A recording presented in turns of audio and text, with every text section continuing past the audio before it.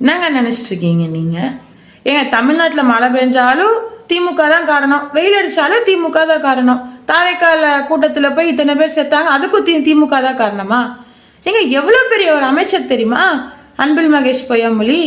அவருடைய திராவிட வரலாறு தெரியுமா உங்களுக்கு? அவர் குடும்ப பின்னணி தெரியுமா உங்களுக்கு? எப்படிப்பட்ட ஒரு குடும்பத்திலிருந்து வந்து இந்த மக்களுக்காக மக்கள் படக்கூடிய துயரங்களை பார்த்து இப்படி செத்து போயிட்டாங்களேன்னு நினைச்சிட்டு அழுகுறாரு.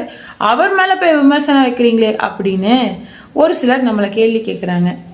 அவர் அழுததை பத்தி எனக்கு பிரச்சனை இல்லை. ஆனா இதே அன்பில் மகேஷ் பொய்யாமொழி அவர்கள் சின்ன சின்ன குழந்தைங்கள்லாம் அந்த ஹிந்திக்காரனுங்கனால செக்ஷுவல் ஹராஸ்மெண்ட் பண்ணும்போது கடத்திட்டு போகும்போது அழுதுருந்தா, ஒருவேளை இதே அன்பில் மகேஷ் பொய்யாமொழி அவர்கள் ஸ்கூல் படிக்கிற சின்ன சின்ன பசங்க கத்தி எடுத்து குத்திக்கிட்டானுங்கள்ல சாதி வெறியில அப்ப அழுதிருந்தா, இதே அன்பில் மகேஷ் பொய்யாமொழி அவர்கள் தாழ்த்தப்பட்ட ஒரு சாதியை சார்ந்த பையனை அவன் விளையாட்டு துறையில உயர்ந்து வந்துட்டு இருக்கான்ற காழ்ப்புணர்ச்சியில பஸ்ல போயிட்டு இருந்த பையனை இழுத்து வச்சு அடிச்சு கத்தியில குத்துனானுங்கள்ல அப்ப அழுதிருந்தா, ஒருவேளை இதே அன்பில் மகேஷ் பொய்யாமொழி அவர்கள் ஸ்கூல் வாசல்லையே டீச்சரை கத்தியால குத்தும் போது அழுதிருந்தா நாங்க அவரை நம்பியிருப்போம்.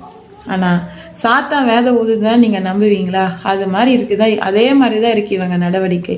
திமுக இவ்வளவு வேகமா வேலை செஞ்சதெல்லாம் நாங்க பார்த்ததே இல்லை. இதே வேகத்தை எல்லாத்துலயும் காட்டியிருந்தாங்கன்னா இன்னைக்கு நாட்டுல பிரச்சனைகள் வந்திருக்குமா?